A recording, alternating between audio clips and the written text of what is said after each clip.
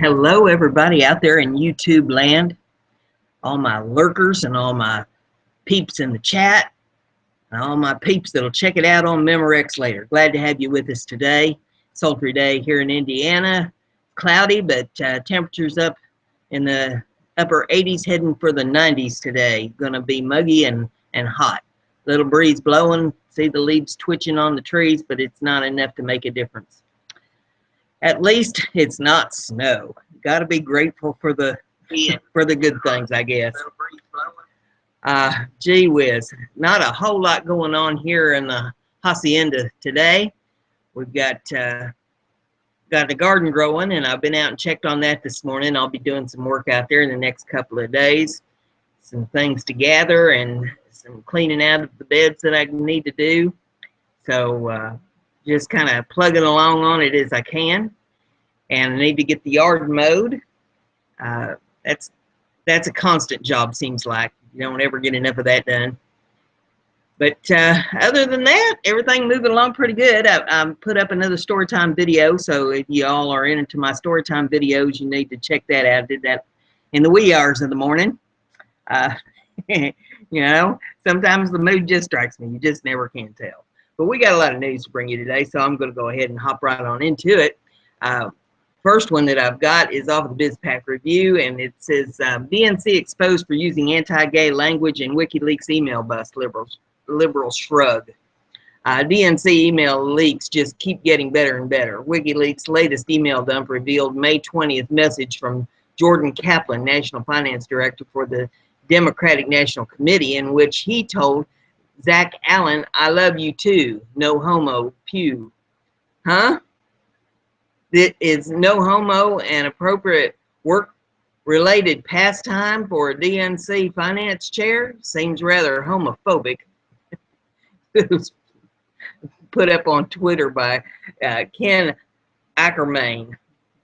And there's a lot of tweets and stuff that went on along with that. But yeah, I was a little bit shocked by it. And on down in the article, it says, so that's it then. No need to call the media.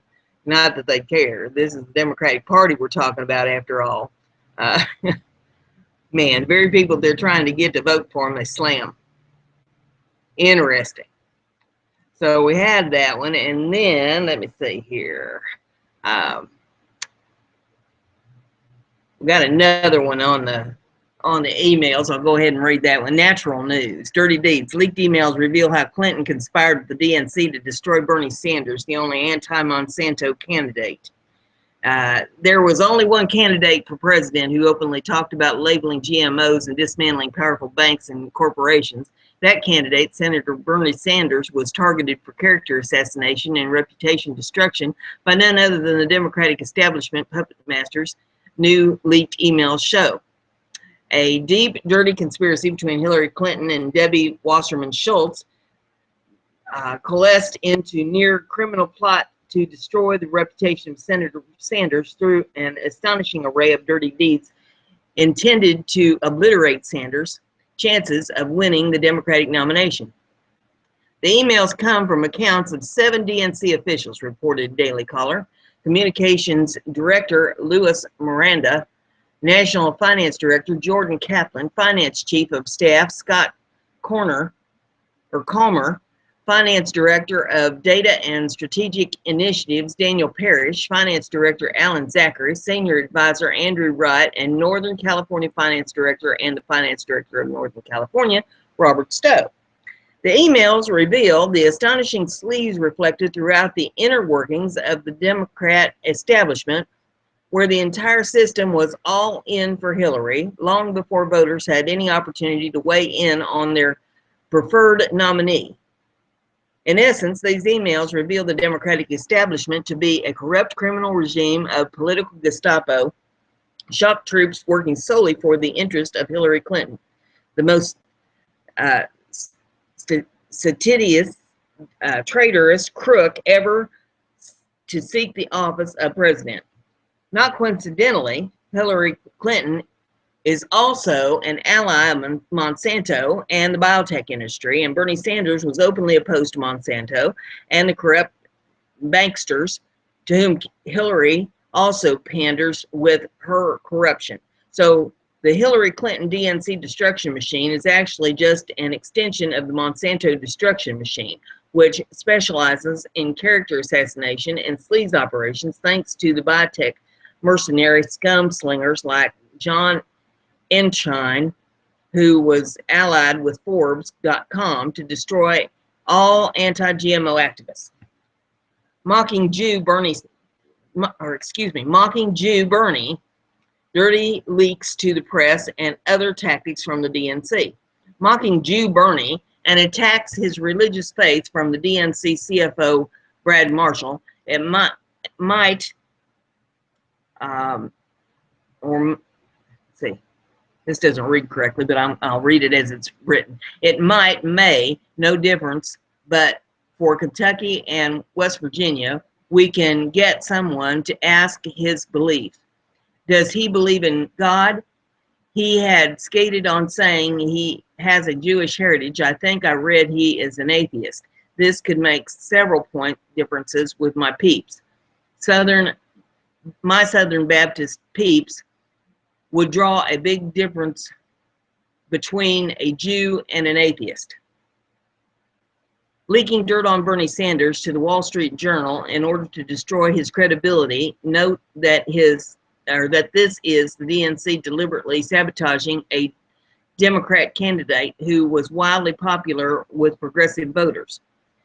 Creating a series of fake Craigslist ads that appear to be placed by the Trump organization in order to offend women. The ads, dreamed up by DNC sleaze slingers, required applicants to demonstrate a willingness to evaluate other women's hotness for the boss's satisfaction. The decision on the tactic was a go by the DNC bosses, with staffers Louis Miranda stating, as long as all the offensive stuff is verbatim, I'm fine with it. Organizing false flag protests against Donald Trump to create the impression that the protests were spontaneous and popular.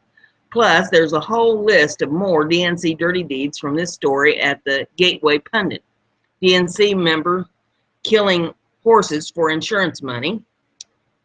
DNC making fun of black women's names. DNC telling each other, I love you too, no homo. DNC requesting a pull at MSNBC commentary segment.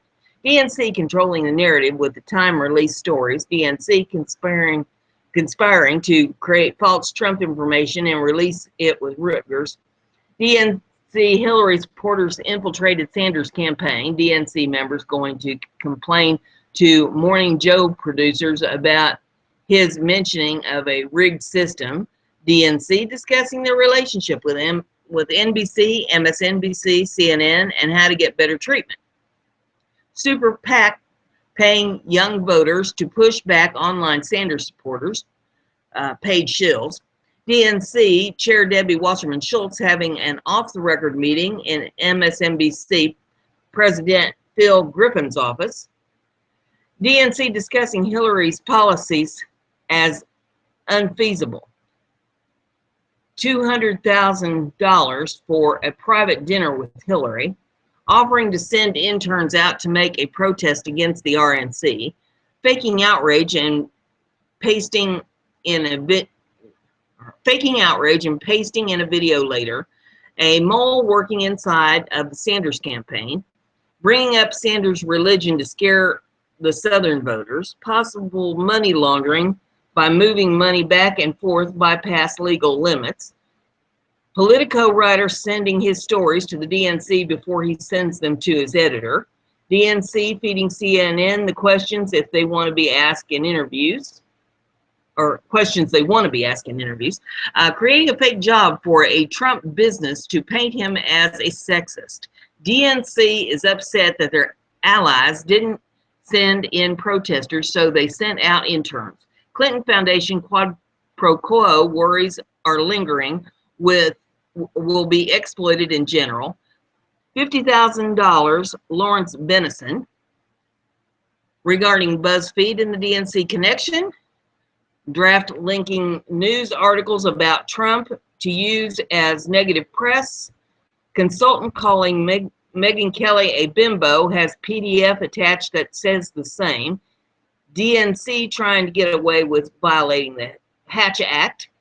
Democrats using interns to organize fake protests. And with each one of those that I read, there is a URL underneath it so that you can look it up. So if you go to that article, you can look all that stuff up if you're interested. It says the Monsanto connections. Bernie Sanders has been making it to Monsanto, the world's most evil corporation, in a series of tweets and Senate floor actions that exposed the despicable agenda of the GMO anti-labeling bill that was just passed by his fellow lawmakers. People should not need a smartphone in order to get basic information about what is in their food, Sanders declares in one tweet, echoing the views of the national news and practically anyone who has pondered the issue of honest food labeling.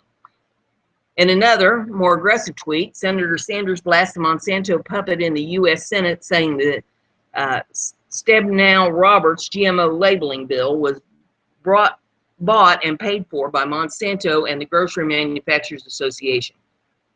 Hillary Clinton, meanwhile, has pro-Monsanto biotech shill who will unquestionably use the power of the White House to crush GMO labeling initiatives and push the destructive agenda of Monsanto, the nation's largest producer and seller of toxic agricultural chemicals that cause devastating harm to health and the environment. Clinton and the DNC are political mafia who even destroy their own party's competing candidates. In effect, Clinton and the DNC have now proven themselves to be nothing less than political mafia, willing to destroy anyone standing in the way of their corruption and quest for more power. If the Democrats had a single iota of ethics and morality left in their party, they would fire Wasserman, reject Clinton, and reinstate Sanders as the popular candidate. Senator Sanders, by the way, would crush Donald Trump in a general election. Well, that's what it says in the article. Yet Hillary Clinton's thirst for absolute power is so ravenous and seething that the Democrats are essentially willing to risk losing the election to Donald Trump in order to place the most corrupt woman in the history of American politics into a position of totalitarian power, from which she can make good on her pre-sold promises to foreign interests who paid huge dollars to her slush fund foundation. All this goes beyond mere politics, by the way. We are witnessing crimes against America being carried out by a corrupt criminal regime of statitious totalitarian traitors to America. People like Clinton and Wasserman need to be behind bars, not acquiring even more power to destroy anyone who stands in their way. Action item. And it says, click here to watch the Clinton Cash documentary, which is only available until 11 p.m. Eastern time, so I guess that's gone now. You might be able to find it at another link that they have listed here on our website. So that is all in this article. It says, no matter what, vote against Hillary Clinton this November. Sadly, the DNC has succeeded in its deep corruption agenda to rig the nomination for Hillary Clinton at all costs, no matter who they had to destroy along the way through the use of most despicable sleaze tactics imaginable. Now, Wasserman and Clinton, two criminals who will hopefully one day share a jail cell together, have left all informed Americans with no choice. We must all vote against Hillary Clinton this November, no matter what.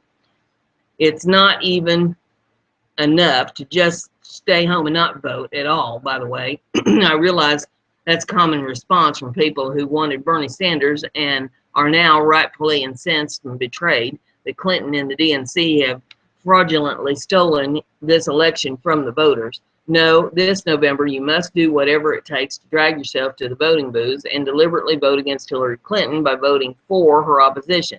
Only by doing that can you nullify the vote from the corrupt Clinton camp of clueless sheeple who have no idea they are electing a totalitarian crook. Even if you're not a Donald Trump fan, the criminality, fraud, and corruption of the DNC has left us no other way to stop Hillary Clinton. The popular vote is now the last option to keep this deeply corrupted, traitorous villain out of the White House. In the meantime, we are going to be working on encouraging Trump to support GMO labeling, organic food, and natural medicine. Trump is already on the record supporting the LGBTQ community, and he's already voiced concerns over vaccines. Despite the media's most determined attempts to destroy Donald Trump, he would actually be far better for protecting the freedoms and interests of everyday people than would Clinton. So there you have that article, and there's a whole bunch of sources listed with links that you can click on to check all that out. So we covered that one, and now we'll go to the next one. This one is on BizPac Review. De Souza's hilarious photo. Dems have put the words of the Pledge of Allegiance on a teleprompter. Apparently, Democrats can't remember the country's Pledge of Allegiance to the point where they have to read it off a teleprompter. Conservative filmmaker Dinesh D'Souza tweeted out a photo that can only be described as pathetic. And it shows a photo of a teleprompter with the words of the Pledge of Allegiance on it. And you need to look at this in the article. It's listed there in the description of the video, so you can check it out. Holy smoke. I'm speechless. There are no words. There are no words. Okay, the next one that I have is off the Washington Post. Neat political trick that Elizabeth Warren and Bernie Sanders played on Monday night. And there is a video associated with this if you want to check that out. At last week's Republican National Convention, Ted Cruz caused a ruckus by declining to endorse Donald Trump.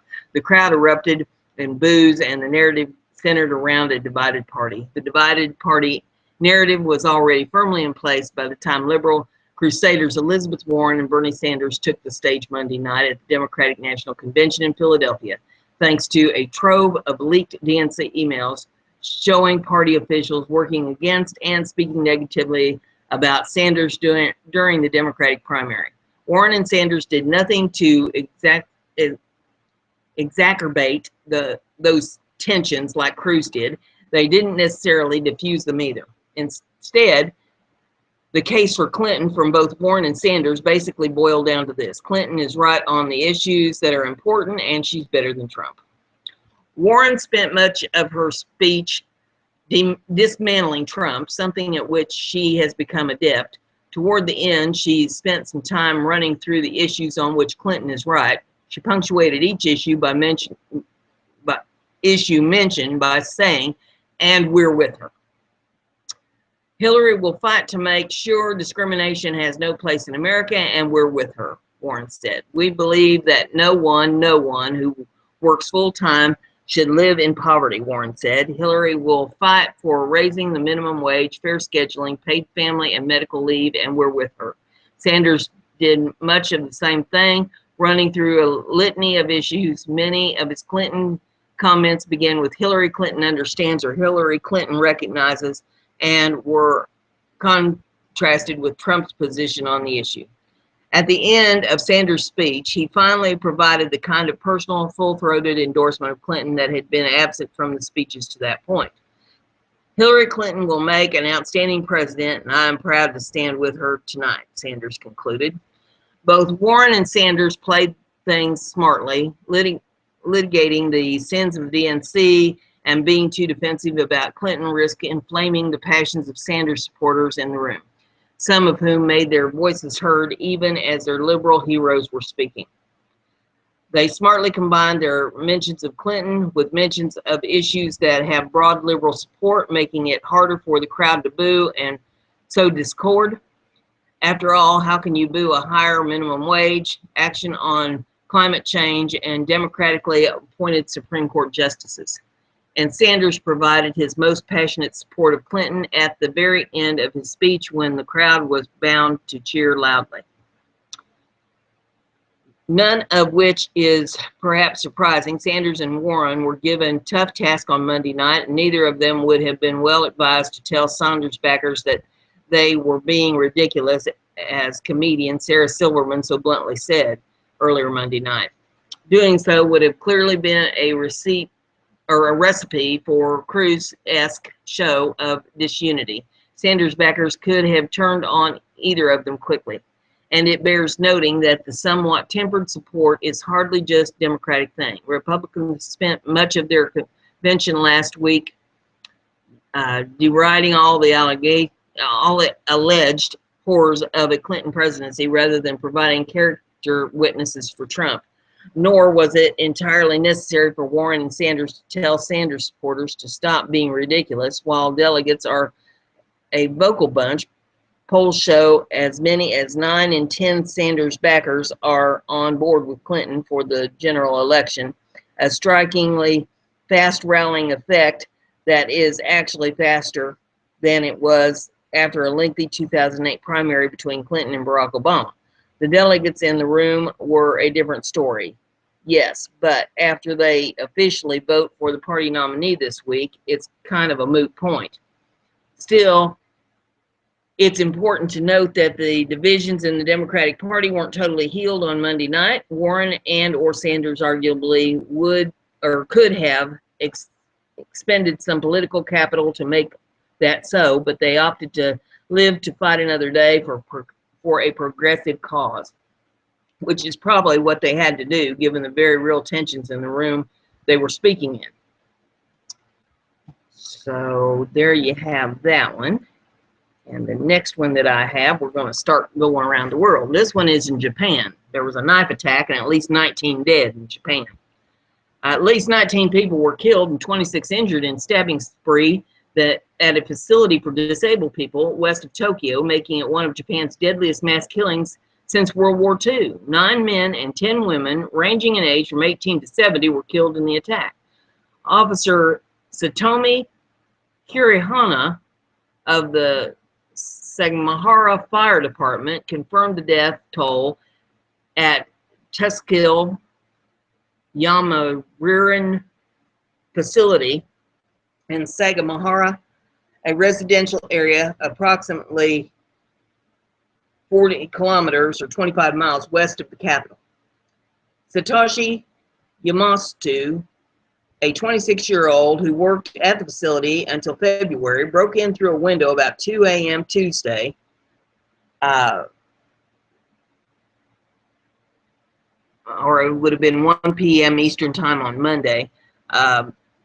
Kanagawa Prefecture officials said at the news conference.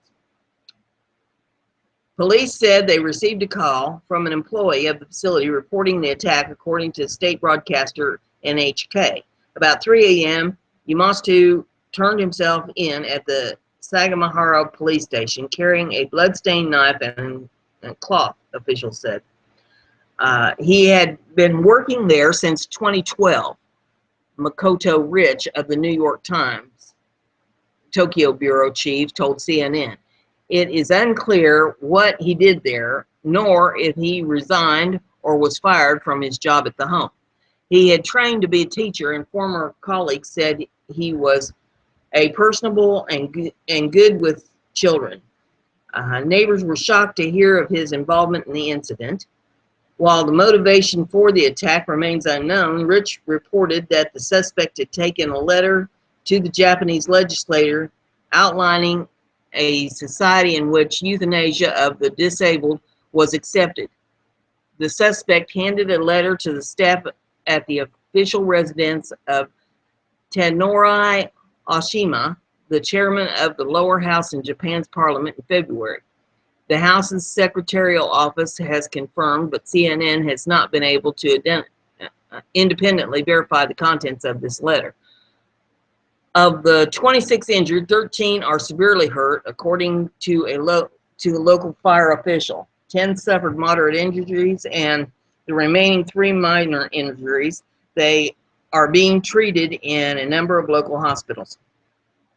In a brief press conference, Japanese Chief Cabinet Secretary Yoshihide Suga confirmed that there was no terror link with ISIS.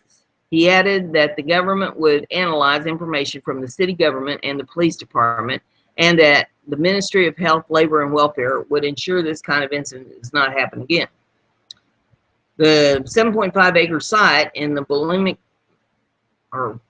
Bucolic mountain town is home to 149 residents, ranging in age from teenagers to those in their 70s, according to the Kangawaga Prefectural's website. It can house a total of 160 people. Just under a third of those living at the facility are elderly. A total of 222 people work at the facility, but only 9, one of whom was a security guard, were on the premises when the incident occurred. The incident sent shockwaves through Japan, where gun ownership is highly restricted and mass killings are rare. In June 2001, 8 children were killed when a former janitor entered a Ikeda elementary school in Osaka and began stabbing students at random. In June 2008, a man ran over a group of people with his truck and then stabbed 18, killing 7 in Tokyo's famous Akihabara gaming district. The last time Sekigahara made global headlines was in 2012 when Nako Kachuchi, a member of the Japanese Doomsday Cult responsible for the 1995 nerve gas attack on the Tokyo subway, was arrested there. The attack killed 13 people and injured more than 5,500 people. The cult, Shirkyo, was responsible for another sarin gas attack the previous year that killed 7 people and sickened some 200 more. So there is that news out of Japan. And we'll get the next article up here. This is out of Turkey. Turkey issues arrest warrants for 42 journalists after a failed coup. Out of Istanbul, Turkish authorities have issued arrest warrants for 42 journalists. State-run news agency Anadolu reported Monday as a purge on the country's democratic institutions following a failed military coup intensifies life 1 week after Turkey coup. Turkey has cracked down on agencies and individuals suspected of having ties to the cleric Gulen, who President Recep Erdogan blames for masterminding the July 15th attempt coup. Gulen, a longtime rival of Erdogan's, lives... okay, it jumped. Let me find my place here.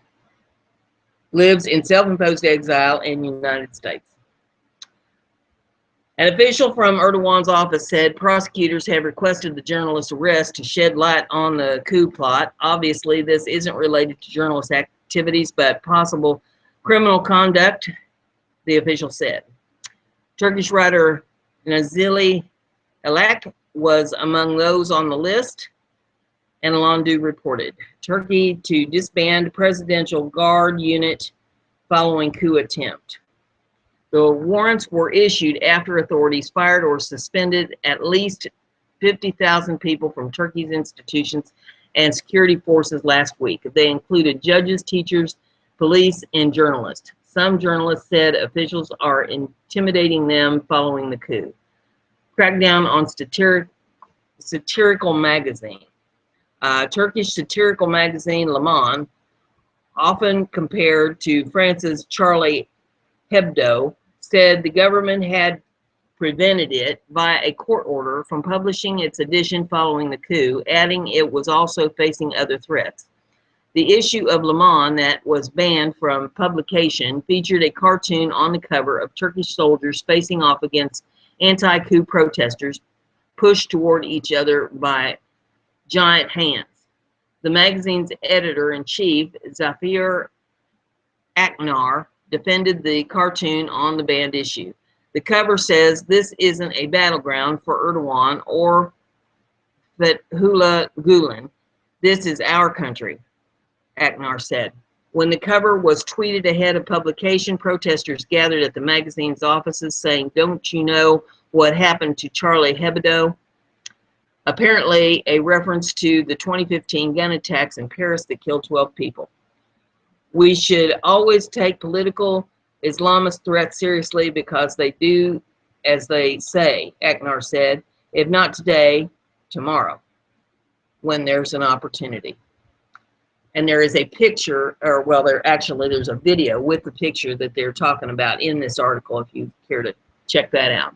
Paris-based Reporters Without Borders has slammed the Turkish government treatment of journalists following the political upheaval. Jahan Burr, the head of the organization's Eastern Europe and Central Asia desk, said that democracy cannot be protected by trampling on fundamental freedoms. The wholesale and arbitrary nature of the attacks on the Turkish media in the past week seems to reflect a desire to exact revenge and bring them into line. It is time the authorities put a stop to this, Burr said in a statement. Reporters Without Borders ranks Turkey 151st out of 180 countries for press freedom. Unity against the coup. In a rare show of unity, Turkey's main opposition party, the secular Republican People's Party, held a rally Sunday in Istanbul's Taksim Square with Erdogan supporters. At the demonstration, dubbed the Republic and Democracy Rally, opposition leader Kemal Kılıçdaroğlu told the thousands strong crowd that the country's reaction was a powerful rejection of the anti-democratic forces. We are all together in Taksim today. Today is a day we made history all together. Kılıçdaroğlu told the flag-waving crowd. The Turkish parliament was hit by a bomb, however. The parliament did its duty and repelled the coup attempt. One demonstrator held a flag with Turkey's secular founder, Mustafa Kemal Atatürk, superimposed on Turkey's red crescent moon banner. He put in place the fundamentals for the democracy to work in the best way, she said. We're talking about the coup, not about secularity, another told CNN's Nick Robertson. It's our business. We can decide it. We can vote for the people who are trying to be more autocratic. But now, if there will be a coup, we can't change it. The party opposed the coup attempt and supported Erdogan, but voted against his state of emergency declaration last week, which would give the government sweeping powers. The secularists have said their denouncement of the coup does not mean they agree with the government measures enacted afterward. The rally marked a show of solidarity for a country that has struggled to stand together in the aftermath of the terrorist attacks this year. Elite troops included in the purge. Alongside the more than 9,000 soldiers who were arrested in the coup's aftermath, Turkey is disbanding its elite presidential guard unit. Prime Minister Binali Yildirim told Anadolu. Since the arrest, 1,200 troops have been released, the government said. Some of the soldiers who seized state broadcaster TRT during the coup attempt came from the Presidential Guard unit, Yildirim said. We decided that there won't be a guards unit in this compound anymore, he said. New decree. The roundup of suspected coup plotters is not the only government response to the uprising. Another new presidential decree following the attempt coup, suspects can be detained for as long as 30 days without a charge, and the government can listen in on all conversations they have with their attorneys. A 3-month state of emergency declaration issued Thursday grants Erdogan new sweeping powers to implement the detention measures. How people in Turkey feel about the failed coup. Turkey has shut down more than 2,000 institutions linked to Gulen. And then there is a link for Obama's, it says Obama US was not included in the Turkish coup attempt. So you can click on that and read that article if you want to. So there is that article on Turkey. And we'll get the next one. Okay, this one is out of France. Deadly church attack in France carried out in name of ISIS. A deadly hostage taking at the Catholic Church in Normandy in which a priest was killed and another person seriously wounded, was a terror attack committed in the name of ISIS. French President François Hollande has said. Speaking to journalists in the northern French town of Saint-Étienne-du-Rouvray, where two men took 5 people hostage during morning mass Tuesday. Hollande said the attack was a cowardly assassination carried out by 2 terrorists in the name of Daesh, another name for ISIS. A Catholic priest, the Reverend Jacques Hamel, 86, was killed when 2 men stormed the church in the northern region of Normandy. Dominique Lebrun, the Archbishop of Rouen, said in a statement posted on the diocese website. The diocese has initially said Hamel was 84, but later confirmed to CNN he was 86. Hamel had his throat slit in the attack, said the Agnes Thibault-Lecreve, spokeswoman for Paris's anti-terrorism prosecutor. A man was arrested Tuesday in connection with the attack. Lecreve said he was arrested near the church, she told CNN. Besides the slain priest, 2 nuns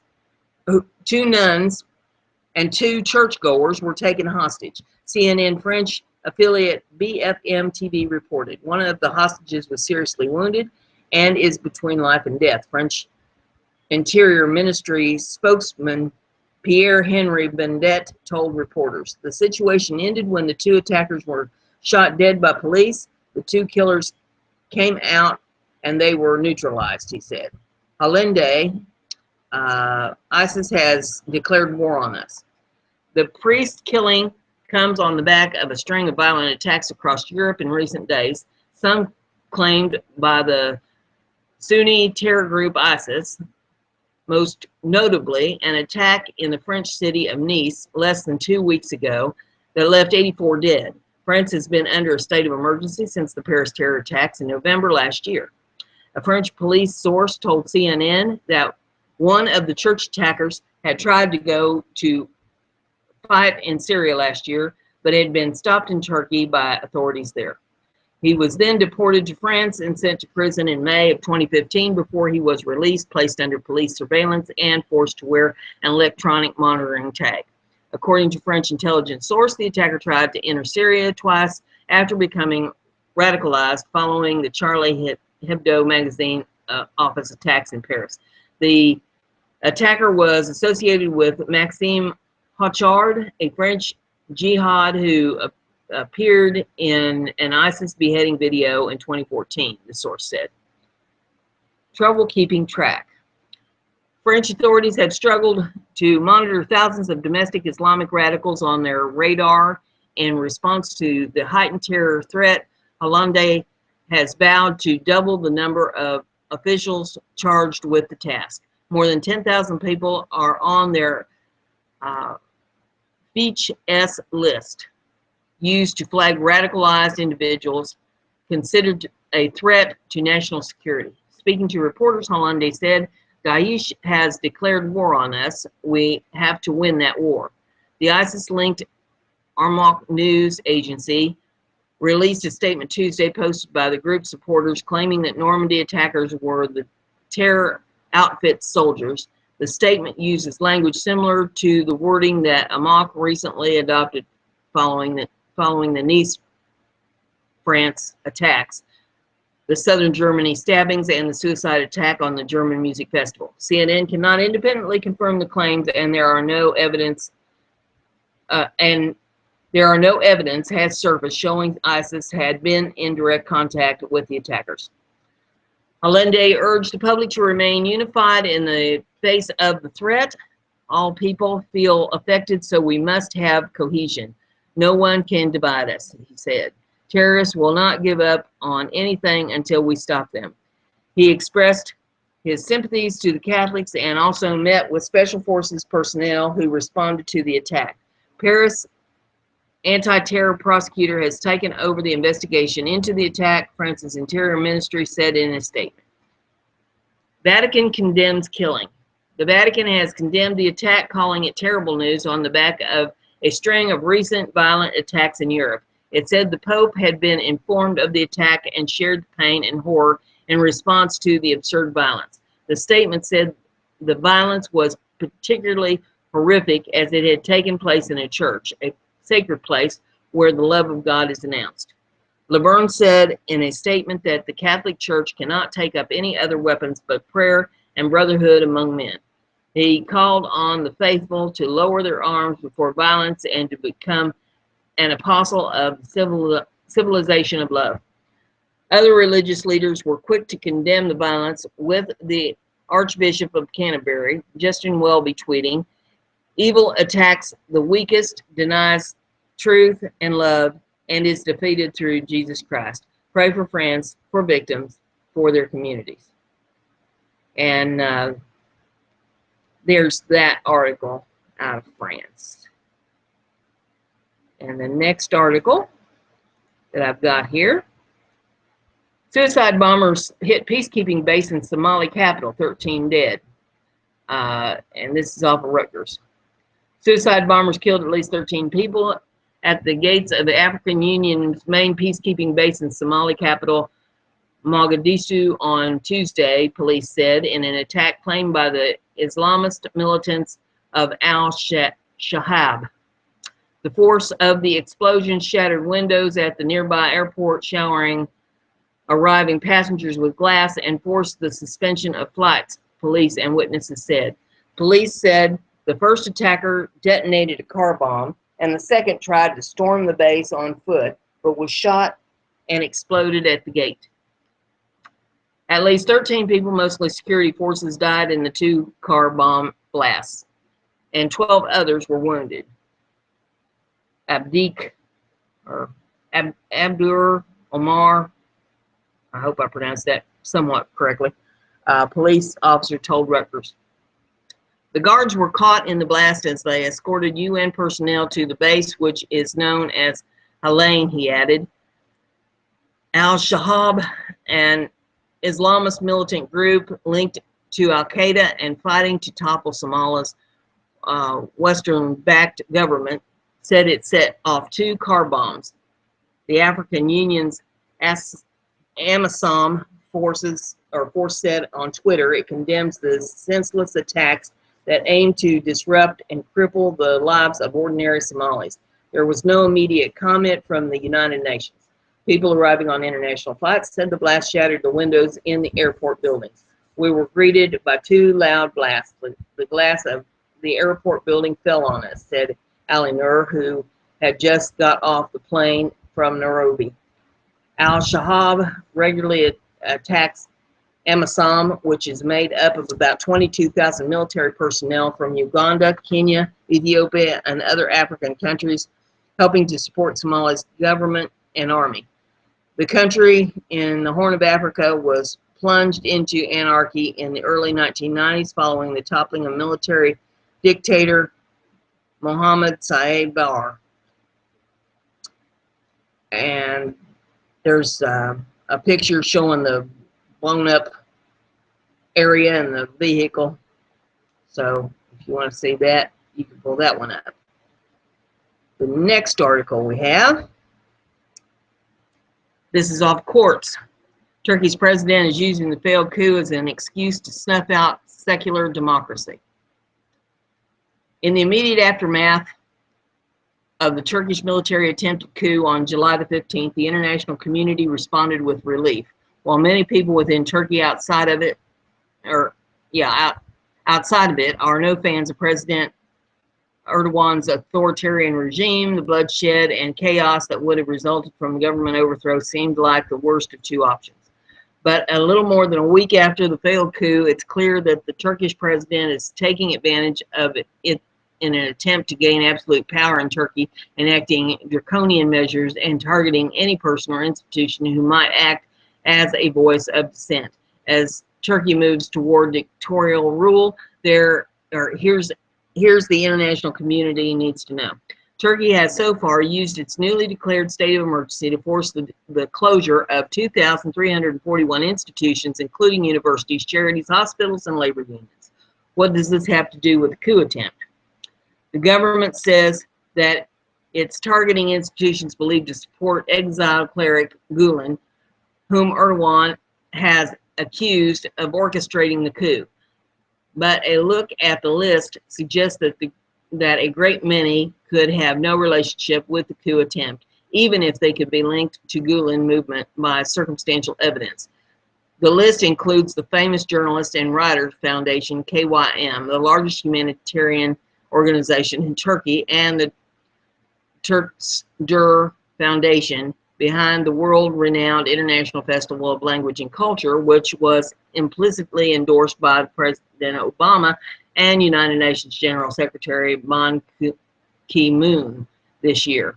The list also includes such unexpected targets as the staunchly secular Association of Judges and Prosecutors, called YARSAV, Y-A-R-S-A-V, which aims to ensure the independence of Turkey's judiciary system, and charitable organizations dedicated to such causes as women's education and blood donation.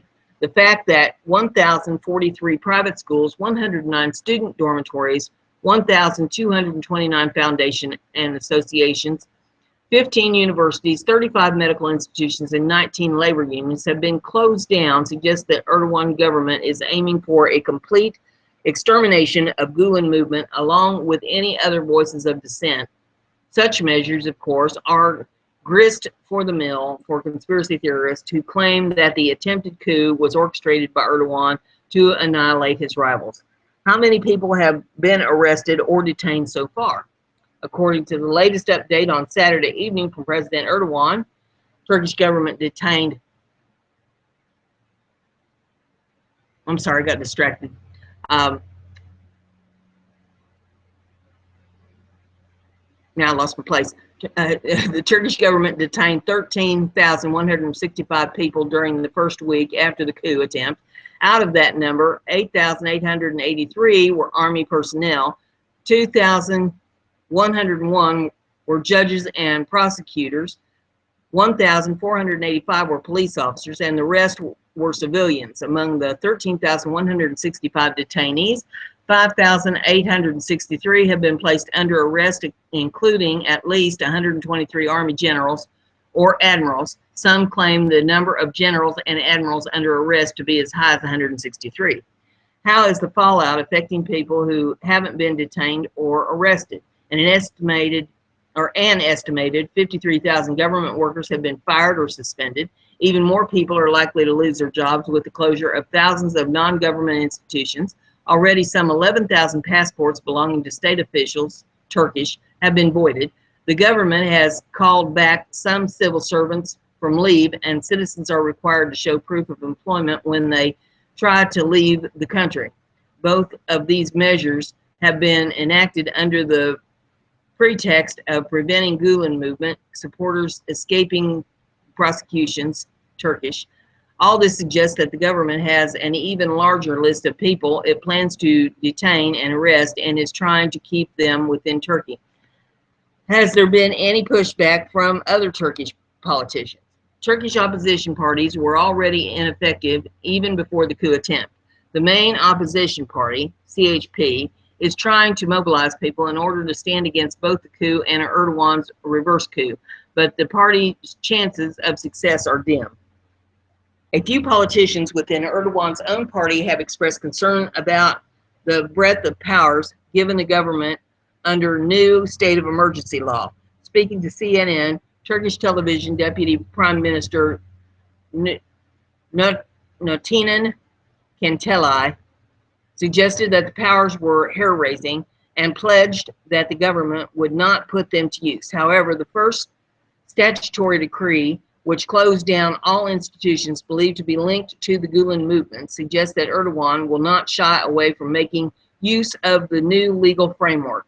How did Erdogan's government manage to come up with such a huge list of detainees and establish their potential links to the coup so quickly? Many people claim that the Turkish government likely had a blacklist prepared before the coup, including Johannes Hahn, the European Union Commissioner dealing with Turkey's membership bid. Hahn's comments were denounced by Turkey's foreign minister, but while speaking to Al Jazeera, Erdogan reportedly said the government knew who were FETO members. Laws were preventing us, apparently suggesting that the laws before the state of emergency had prevented his government from going after the alleged members of the Gulen movement, derogatorily called Fethullahist Terrorist Organization, FETO, among the pro-government circles in Turkey. Do the lists include only the names of people associated with the Gulen movement? Unfortunately, no. The list appears to include anyone the Erdogan government views as a potential threat to its power. The government has already banned all public officials from and academics from traveling abroad, and takes away the passports of officials who attempted to leave Turkey's borders. The requested resignation of all deans of all university departments suggested a full-scale cleansing of all voices of dissent. For the time being, the persecution within the government has been limited to ministries of justice, defense, home affairs, and education. There are 23 more ministries within the government, and it's likely that workers in those departments will not be spared. And this article goes on and on and on, so I'll let you guys peruse the rest of that at your leisure if you choose to do so. But you get the basic gist, I think, there. Erdogan is taken over. I worry about the nukes over there. The next article, and let's see, it's not the final one, but we're getting closer. This one is off of KTLA, and it's about the Sand Fire. Sand Fire burns 55 square miles, destroys 18 homes. Some residents allowed to return home. Some residents affected by the wildfire burning in Santa Clara area were allowed to return home Monday evening as firefighters continue to battle the blaze that has scorched more than 35,000 acres, or about 55 square miles, in the Angeles National Forest. Most evacuations were lifted at 7 p.m., except for homes on Placenteria Canyon Road from Running Horse Lane to Pacey Street, and Little to Tijuana Canyon Road from the Wildfire Way Station to Sand Canyon Road and Placeria Canyon Road. Areas in Agua de Luz remained under evacuation orders Monday. The areas were only be open to residents who had to provide identification, officials said. Large animals were also allowed to return. The sand fires also destroyed 18 homes and left one person dead since it first broke out on Friday afternoon near Highway 14 and Sand Canyon Road. The blaze flared up in Deep Canyon areas Monday and burned in thick brush. Battalion Chief Mark Peebles, spokesman for the Southern California Interagency Incident Management Team, said during the evening news conference. Winds picked up during the day but later died down, causing an increase in acreage, which was announced about 6:30 p.m. He asked residents affected by the fire to be patient as firefighters hope to increase containment overnight. Nearly 3,000 firefighters were battling the blaze, which jumped Placeria Canyon and moved north toward via Princesera area Sunday evening. Winds suddenly picked up Sunday and pushed the fire in three directions: north toward Agua de Luz, east forward action, and west toward Santa Clarita, according to Los Angeles County Fire Deputy Chief John Tripp. And that article goes on talking about how much devastation has happened there.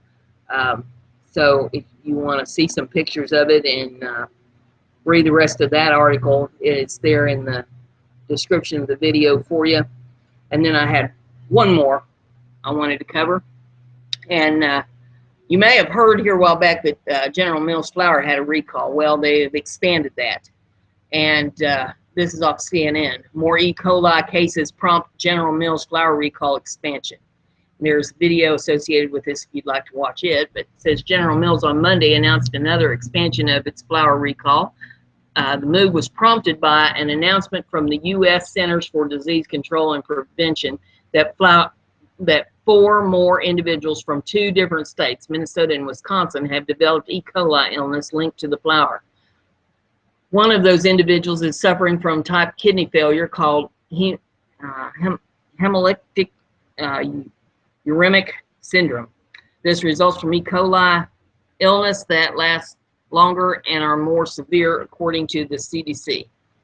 There are now 46 cases of E. coli infection linked to this outbreak, which began in December.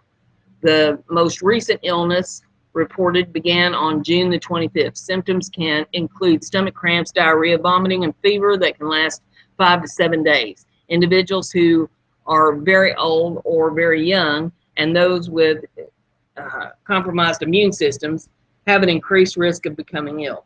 The youngest patient in this outbreak is just 1 year old, and the oldest is 95. Most of those who have become ill, 80%, are female.